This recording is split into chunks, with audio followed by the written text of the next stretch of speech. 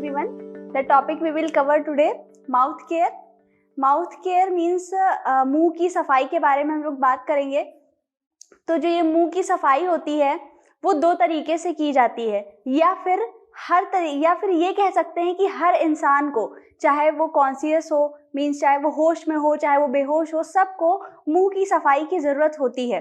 तो इसके आधार पर इसको दो तरीके से बांटा गया है। एक, बेहोश इंसान के लिए मुंह की सफाई कैसे की जा सकती है, और दूसरा, जो इंसान खुद से अपनी सफाई, अपने हाइजीन को, अपने सुरक्षित, अपने साफ जीवन को, स्वच्छ जीवन को मेंटेन कर सकता है, बनाए रख सकता है, उसकी सफाई कैसे कर सकते हैं।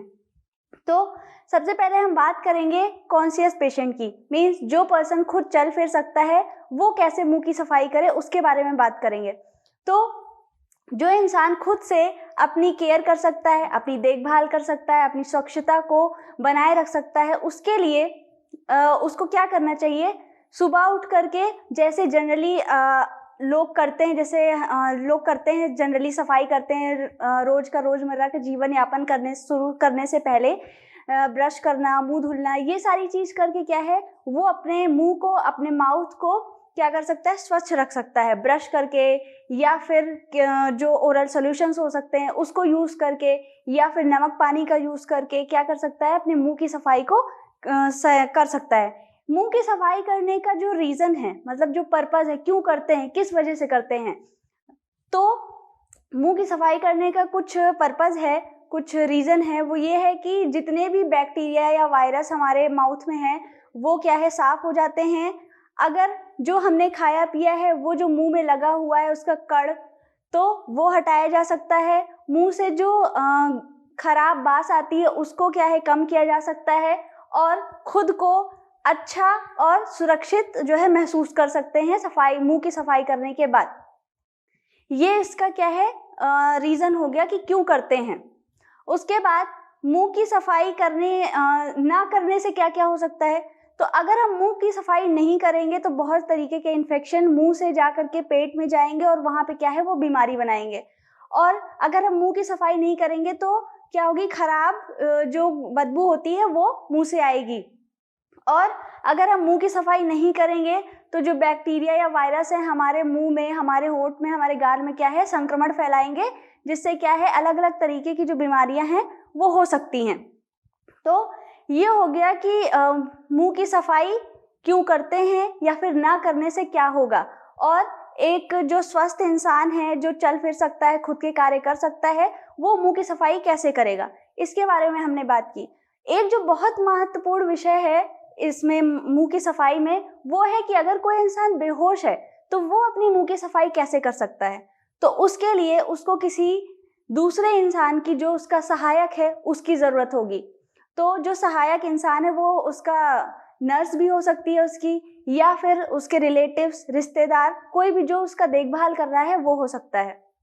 तो उनके लिए क्या करना होता है, एक जो है बर्तन लेना चाहिए।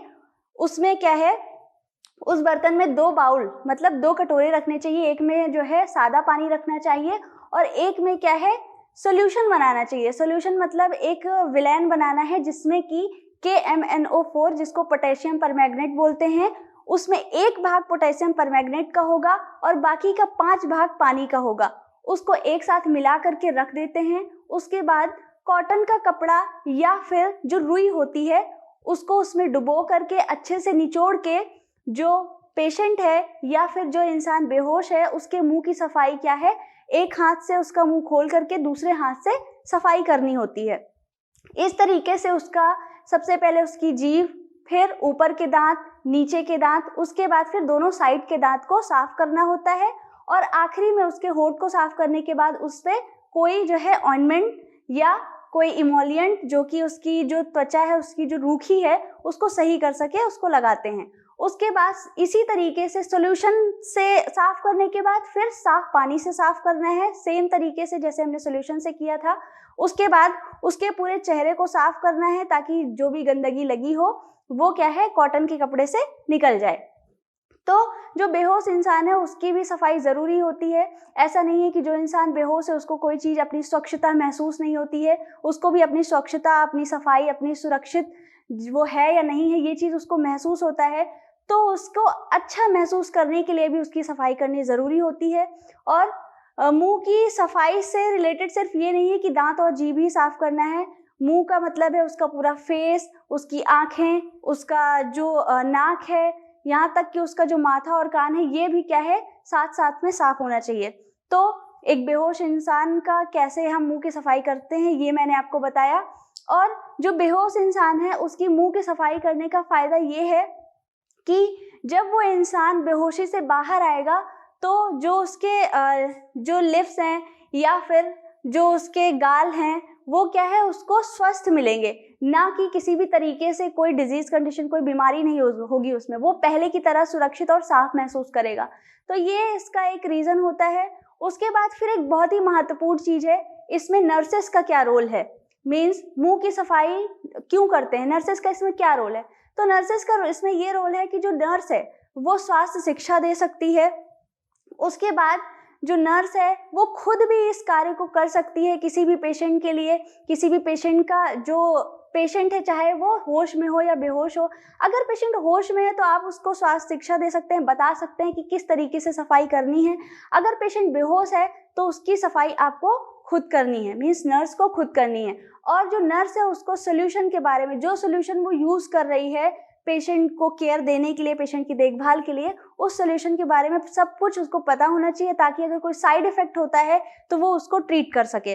और अगर मुंह की सफाई से पेशेंट को कोई प्रॉब्लम हो रही है तो जो हमारा फिजिशियन है, मतलब जो हमारा डॉक्टर है, उसको हमें बताना है, इन्फॉर्म करना है। तो ये नर्सेस का रोल होता है मुंह की सफाई के लिए। तो आज हम लोगों ने देखा कि मुंह की सफाई होती क्या है, कितने तरीके की होती है, और जो 2 पेशेंट मैंने आपको बताया उसमें किस किस तरीके से करते हैं, क्यों करते हैं, अगर ना करने से क्या होगा, और नर्सेस रोल इसमें क्या होता है। So this is for today's topic. This is Kirti signing off. Bye for the next video. Thank you.